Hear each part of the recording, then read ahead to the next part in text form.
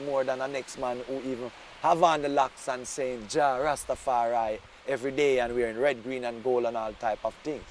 But when I check out his levity or in purpose in life, maybe it can't even hold a candle up against an Mexican man who wear his ball and shave his face, but the life he live amongst his brother and people, 100 times more article, you see.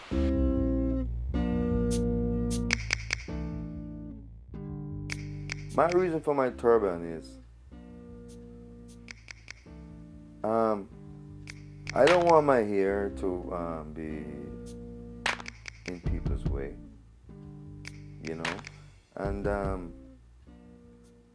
this is one comfortable way I feel, you know, keeping my thing to myself, you know, instead of, because I know a lot of people are offended by the rasta, by the look, or by the hair. I guess the same way why you wear clothes, because you don't want the dirt and all those things blowing on your skin and get it dirty. That's basically it. It's not a matter of a bubble. I'm a rasta who wear my turban still to protect my, you know, the sanity, for sanitation reason, if you will. Because when you see the turban, you know, the man said to many they gone astray, many of the house of Israel gone astray and become lost sheep. The man say I come forward for them, you know, come show them back where them coming from and where them going. Seeing sometimes come to seal up 140 and 4,000. So this is how the seal of the living God, you know. When you see the turban, it's like, you know, you see, you know, a big bright bulb, you know, can, you know, identify the sheep them, you know, most dies, last year, Rastafarian.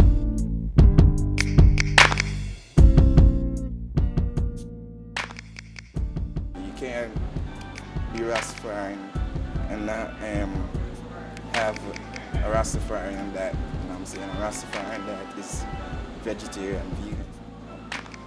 vegan. For the main part, the Rastaman guided from the Bible, because the Bible tell you in a Leviticus a long range of things what thou may eat and what thou shalt not eat, because it is unclean unto you. And that really form the basis of the Rastaman diet, you know. Thou shalt not eat of this, thou shalt not eat of that, thou shalt not eat of that, because it's unclean. You know, for do this, you know, for do that. And basically the Rastafarian movement adopt that as the guideline. Now in there, it tells you say you can't eat cow, it tells you say you can't eat goat, it tells you say you can't eat sheep, you can't eat, it tells you a long list of things where you eat. But traditionally, Rastaman are really known as a man who eat them things, because most people view Rasta, and rightly so, as vegetarian, because most Rastaman shun eating of the flesh. Because of many instances in the Bible where you read of vegetarian story of people who only eat vegetable and it work out better for them in the Bible. Many story, you know what I mean? So it's like something we adapted, and it's not only Rasta. It's in many religious beliefs and health books and all them things that it has come to be found that way to that excess amount of meat in your diet can lead to all kind of problems, you know, whether heart or blood and all kind of things come out of the eating of the flesh, you know. So, but again, for me personally, I don't care where a man wants to eat.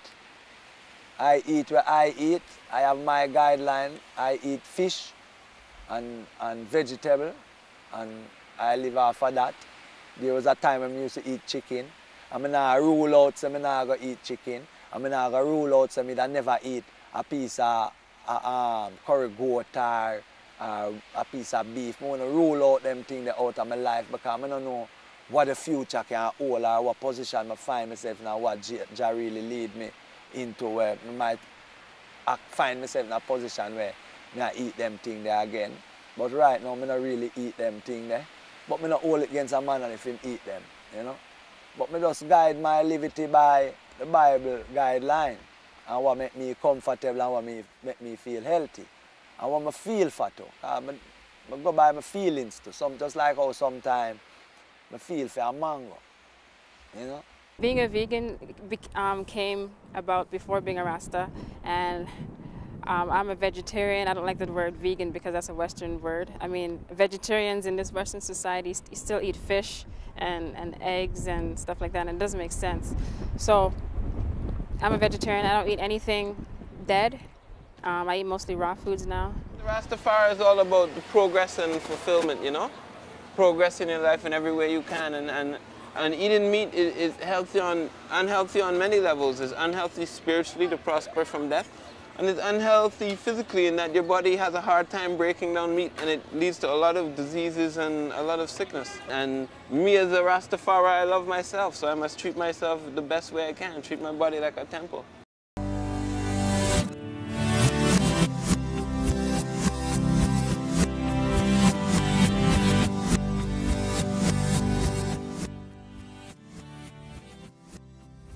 The herb plant is a plant where it has been proven to enhance creativity and to encourage and stimulate discussion and thought. So I use the plant really, you know, as a spiritual gift that comes from God, where it was given to Solomon, well, given to I after Solomon, because elders have taught us that the plant really spun from King Solomon's grave, and history has shown King Solomon to be the wisest of all men. So we see the herb plant as the weed of wisdom, you know? Herb is not as a thing where it's like a hardcore drug, you know? They should be worrying about those things, those drugs that they create, not the plant that God gave us. Herb is the healing of the nation. You see, when I smoke the herb, and I get inspiration, strong inspiration, because you see, it's a form of some people that say sacrament, you know. So I sacrament, make it as a sacrifice within I self, you know, spiritually, you know. Holy Emmanuel I, Selassie I, Jah, Rastafari. Yeah, Psalms 104, you know. True. God gave the herb for the healing of mankind, you know.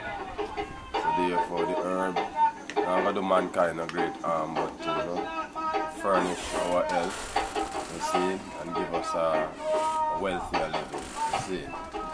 So from it's not destructive to humanity, therefore I will promote such an entity. Yeah, Rastafari. God say if you not smoke or you know him not trust you, you see? Inspire for the good works, you know? Yeah. True. Good deeds. Good deeds. Yes, yeah. That's right. How could that be a wrong plant, ain't it? You know what I mean? Because it supports your brain, and from the mass of people who use herb, you know, and the peacekeeping people in the world, you'd have to get, you know, take the benefit of the doubt to know that herb is a goodness and a healing for mankind and not a just destructive element. They use pot, ganja, as part of the worship. The Hindus use ganja. They were the ones who introduced ganja into the Caribbean region. Oh, that's where it comes from, India, right? Yes, for their religious purposes. But it was never seen as a dangerous drug until a black group started using it. Well, a Negroid group, Afro-Jamaican group started using it. And it's criminalized, isn't it? If you catch you with a spliff, you go in prison. If you catch you with 100,000 pounds, you pay a fine to that extent. There's a stereotype that, you know, all Rastas smoke weed. That's not true. I don't do anything that I don't know much about. I know it heals and whatnot, but once I see that it manipulates my mind, it manipulates the mind and causes someone to act differently or on a high, I have to really research that before, and I've never smoked it before. And like I said, I don't do anything that I don't really know much about. Well, marijuana, this is like a holy sacrament. Now I want to say this, not every Rastafari smokes marijuana. That's upon the individual. But marijuana tends to be something which opens up your mind and opens you up to certain spiritual vibes and helps progress your thinking. Sometimes marijuana takes you a little bit away from your emotions and gives you a more objective view of things. People know say you're a herbalist, but they never say you smoke herb. So them still can't say me smoke herb, but me have to tell them that. Say, yes, I do. I smoke herb. I smoke the highest grade. You know? That me smoke every day. It surround me. You see? So if you ask me what me smoking, me I go tell you the ice. And herb no do no one nothing. Me the man say herb mad you. It's a mind over a matter thing. If you smoke herb and you find say too much for your meditation, you have to leave that. That's why enough of them can't manage the herb, them go end up as snort coke. You understand me? I say? But you know depend that. The man say the Yankee bun coke, him bun chillum. You see? Glass pipe, but I bun chalice. So when you smoke chalice, you can't keep no malice. Because you're living in the King Palace. So that's so it's said. You see, so herb is not a joke thing nor a play thing. You see, it's a meditation thing. Now I use it in a tea, and I make a roots with it. You know? Yeah, man. Steam it all in a vegetable to greens. You know, but only we alone can manage it. Because right now, I steam all some greens with all some high grade, and that you find you just knock out and you never know they knock out. Yeah, man. So, as the priest show you, say that's a sacrament, man. The man say the fire. So, I the fire, I have to keep the fire burning. You see?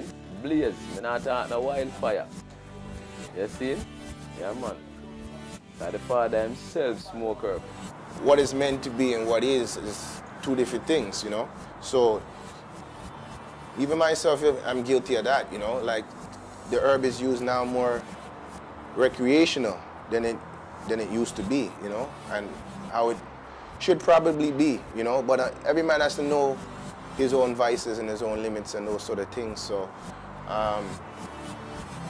it's used differently, you know, because back in the day they used to have what they call like a kuchi and a chalice, you know, and you would smoke it with like maybe 4 or 5 men, you know, and you give thanks and praise that the Naya Bingi drums play, you know, and, you know, you pray and you dance and you know, you live up, you have jubilation.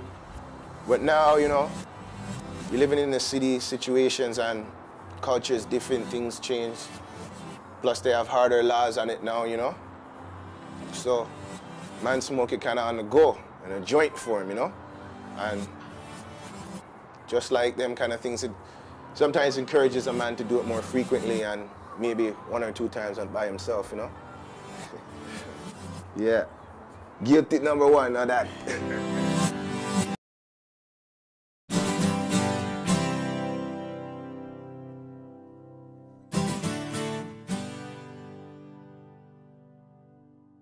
There, of course, will always be people who, when someone takes a position contrary to their own religious belief, will have difficulty with that, and sometimes that difficulty will go over the edge.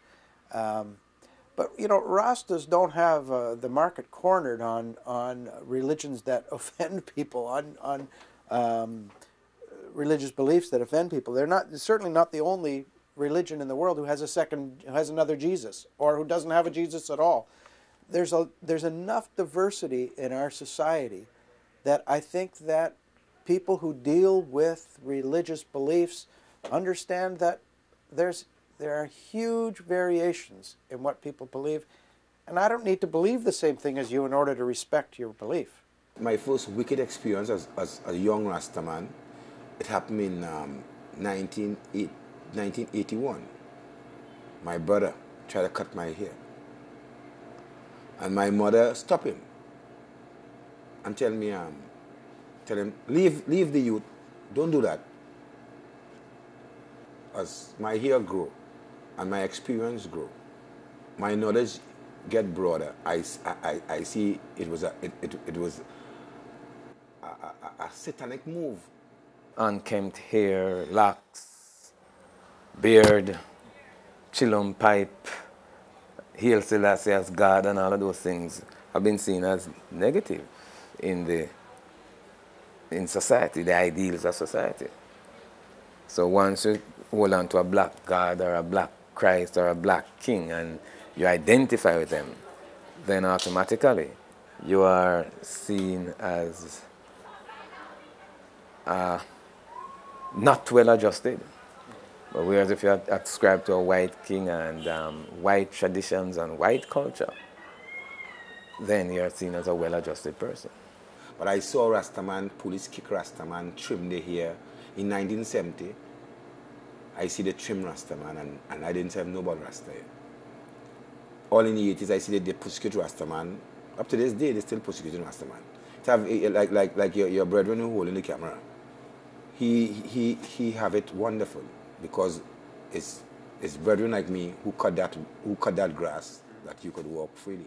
There's enough propaganda, and it takes time to wrap your head around all the propaganda. It took time for me to wrap my head around Haile Selassie, the Ethiopian monarchy and the church, and all the disinformation. So once you peel through all those layers of lies and bullshit, then you get to the truth. So that's the first thing, and a lot of people don't understand Rastafari, so when they see you starting the heights, they say, what are you doing? What's going on with you? What are you getting into? You're smoking too much herb, man. You're out there, but they don't know. So the journey is tough.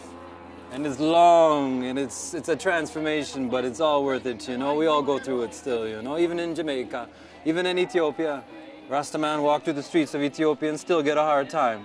You go back to Zion and still get a hard time. So it show you it's only natural.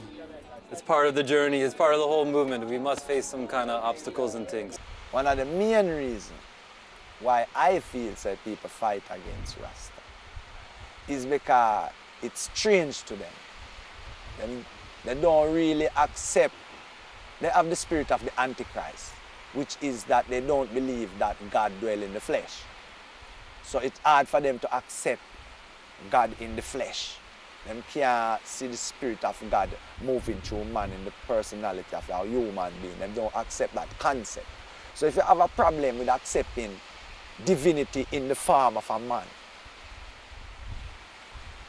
because of your concept of what divinity is. Them looking for divinity, they can't put it in the personality of a man because it make it too common, like God can't so common like just to be a man. God have to be something greater than a man, wherein there is nothing greater than a man still. In the whole world, in the whole of creation, man is the highest level. So what form God have to take? Him couldn't take the form of a bird or of a stone. You see, him have to go in most of the highest form, him have to take a most in the form of a man. So if you can see God in a man, and that the highest reality you have to see God works in, because man do everything in the earth. So because those people might not have that belief in spirit, say God dwells in the flesh and can tread the earth as a man and have that divine spirit, they don't accept Selassie. They might say them is Christian. But if they were born when Christ was treading the earth, they wouldn't believe. The chosen people doesn't have it easy. We battling easy. We traditioning easy at all. You know? We are chosen people. The only time we're going to get it easy is when the whole thing done. It's like a movie. In the beginning of the movie, you see a very interesting thing and you're doing it, and you see ting, and then you're going on now. Coming on in the middle of the movie, it starts to get boring, no more action thing because more paperwork and court play and all this. And then at the end of the movie real good again. Because you see the fullness and yes, like A Time to Kill now with Samuel L. Jackson. You see that movie there? So it's so black people with the Rastaman tradition is. You guys? It's real trials and tribulation, but we victory is on that day, on that very day when the whole earth I go see the Lamb upon the throne, when he conquer the beast, his majesty and all his glory. You see? Every tongue, every knee will bow and every tongue will have to come. That is we joy. You see? That is the time we were right now. We don't have it easy. So the same way them used to fight against Christ in that time. In this time, them fight against the Rasta man because it's the same spirit that resists against Christ in 2,000 years ago. It's the same spirit resists the spirit of Rastafari in Jamaica in this time, and in the world in this time. It's the same spirit fighting over the years, nothing not changed. You understand? So I man just come to the reality, say that's the reason why enough people who fight against Rasta. That is the reason why them fight against Rasta.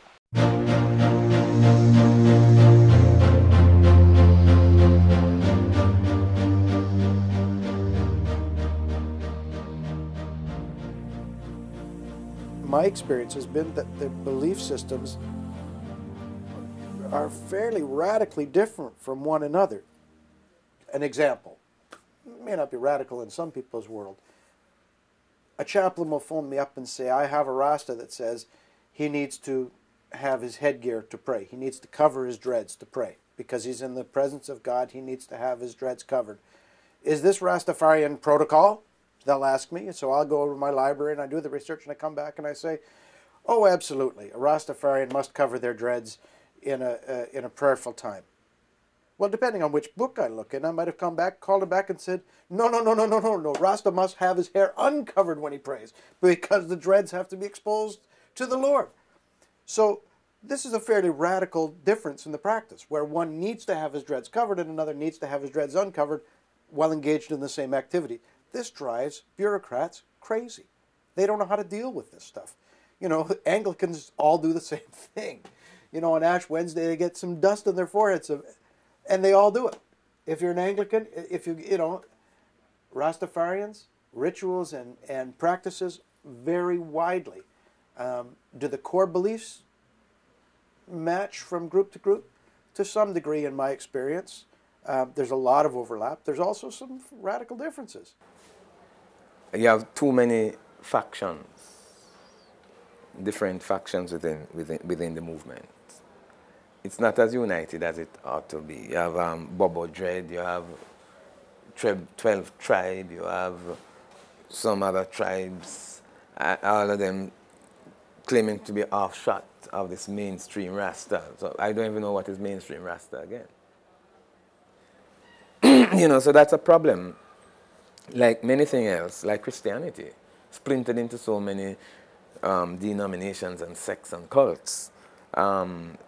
You can't even remember what is mainstream Christianity, because everybody giving you a new interpretation and how they interpret the scriptures, just as how some people might interpret. You haven't got any real, apart from the Bible, which is a major text, and it's primarily Old Testament that Rasta uses, as opposed to New Testament. But apart from that book, there's nothing else that sets out the tenets of Rastafarianism. And so it's open to a whole lot of divergent views and opinions. And as such, you have too many different splinterings of the movement. And I don't think each one is in unity with the other. It's only natural that people divide up into little groups and say, I identify it this way. Well, I see it this way. Well, I see it this way. That's fine. So if me and you have two different outlooks, and you and your brethren share an outlook, and me and my brethren share an outlook, nothing wrong, automatically through natural means, me and my brethren are going to stick together, and you and your brethren are going to stick together. What we have to do now is learn how to still maintain that, but live in a peace. You see me? So maybe some work needed there so now, to really hopefully get everyone to say, it's okay to be different. We don't all have to be the same. We don't all have to wear the same color.